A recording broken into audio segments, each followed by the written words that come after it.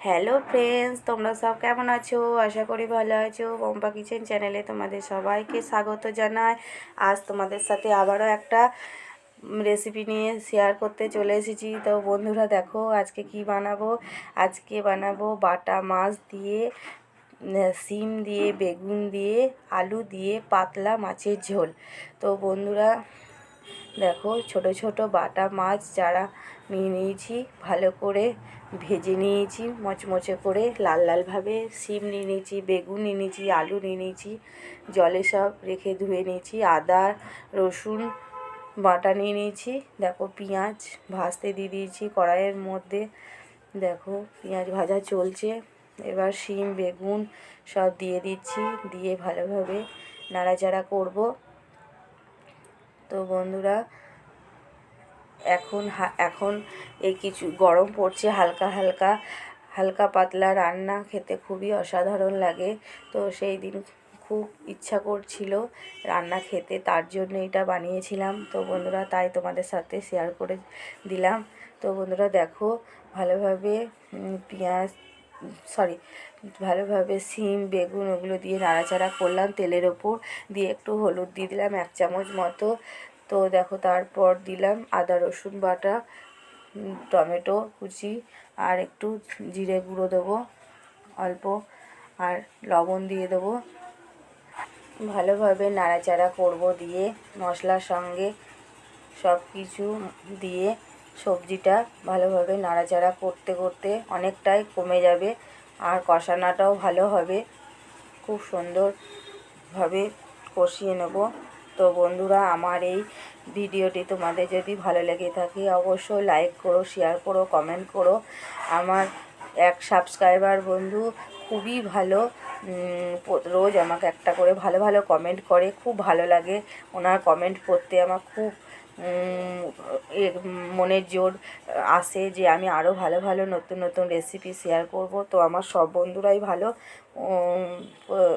Subscriber বন্ধুরা, খুবই ভালো। অসংখ্য ধন্যবাদ তাদেরকে আমার পাশে থাকার জন্য, আমাকে সাপোর্ট করার জন্য। আর আমার নতুন বন্ধুদেরকে অনুরোধ, তোমরা আমার পাশে এসো, দাঁড়াও, আমাকে সাপোর্ট করো, আমি যেন আরও এগিয়ে যেতে পারি। তো বন্ধুরা দেখো জল দিয়ে দিয়েছি, কথা বলতে বলতেই জল দিয়ে দিয়েছি। তো কষানো হয়ে গেছে। তো বন্ধুরা দেখো ঝোলটা ফুটে উঠেছে। ঝোলের মধ্যে এবার আমি মাছগুলোকে দিয়ে দেবো এক এক করে। তার জন্য ভালোভাবে সাইড দিকে যে মশলাগুলো লেগে থাকে ওগুলো ছাড়িয়ে নিচ্ছি। হালকাভাবে একটু সেদ্ধ হয়েছে আলুটা, দেখে নিলাম। তো বন্ধুরা দেখো কত সুন্দরভাবে ঝোলটা ফুটে উঠেছে। এবং মাছ ভাজাগুলো দিয়ে দিচ্ছি।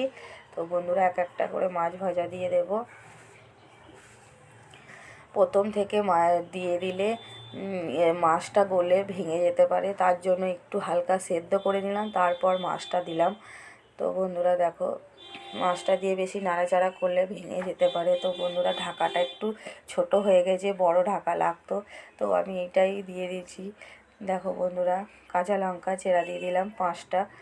তো বন্ধুরা শুকনো লঙ্কা আমি কোনো অ্যাড করিনি তরকারির মধ্যে।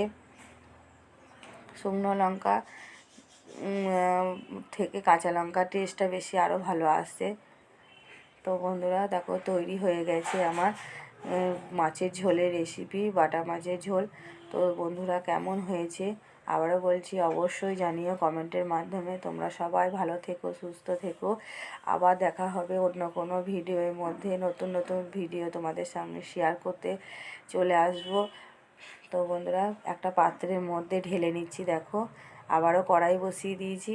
কড়াইয়ের মধ্যে দেখো একটু তেল দিয়ে দিলাম।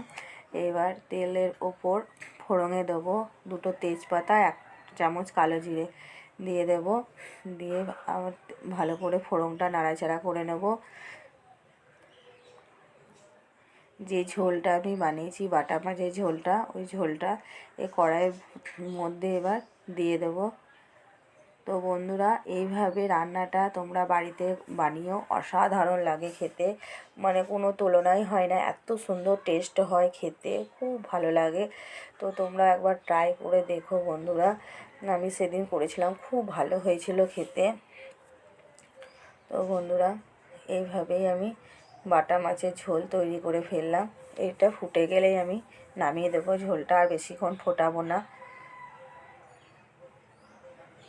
তো বন্ধুরা দেখো ফুটে উঠেছে ঝোলটা। দুপুরে গরম ভাতের সঙ্গে অসাধারণ লাগে হালকা পাতলা মাছের ঝোলের এই রেসিপিটি। তো দেখো আমার এই ফাইনালি এই কালার চলে এসছে বন্ধুরা। টাটা, আবার দেখা হবে অন্য কোনো ভিডিও।